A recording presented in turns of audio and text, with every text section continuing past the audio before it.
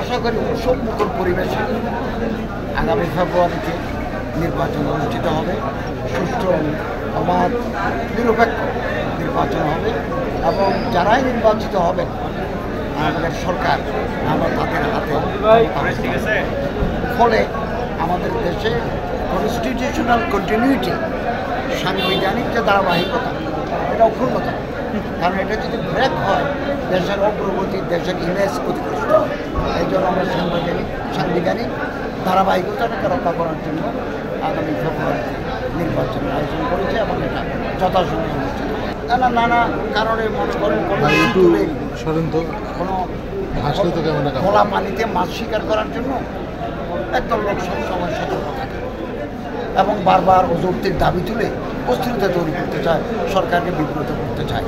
তো যতই করুক এগুলো আসবে, আমরা কিন্তু ডিটারমাইন্ড ইলেকশন করার জন্য নির্বাচন এবং ইলেকটেড গভর্নমেন্টের হাতে ক্ষমতা হস্তান্তরের জন্য আমরা আমাদের সার্বিক প্রস্তুতি রয়েছে।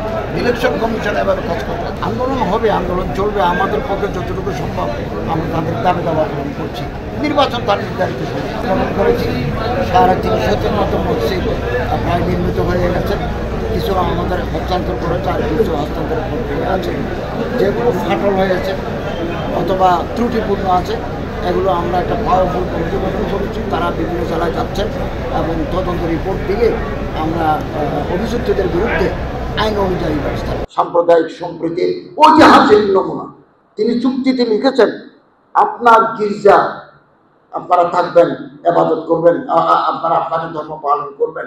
কোনো মুসলমান প্রতীক যদি রাস্তা দিয়ে যায়, তারা যদি তোমার আশ্রয় নেয়, 3 দিন তাদের খাবার দিলে, 3 দিন আশ্রয় দিলে, এর চাইতে বেশি দিতে পারলে তোমার বদান্যতা, কিন্তু মিনিমাম তুমি 3 দিন দিলে।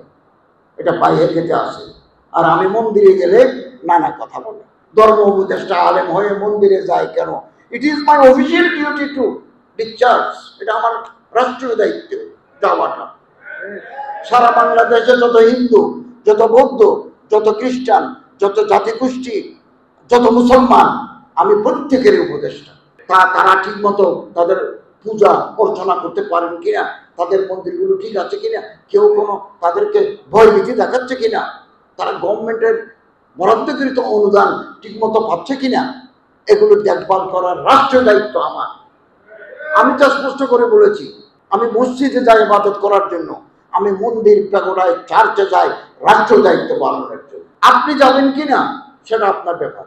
আপনি তো দেখবেন তামাশা দেখার জন্য, আমি তামাশা দেখার জন্য যাই না, আমি রাষ্ট্রীয় দায়িত্ব পালনের জন্য যাই। যতদিন আমি চেয়ারে থাকবো দায়িত্ব পালন করব। যেদিন আমি ফেব্রুয়ারিতে চলে যাব, এরপর আমি মন্দিরে না গেলেও কিছু আসে যায় না, তখন আমার ডিউটি নাই। এ কথাগুলো এই জন্য বলছি।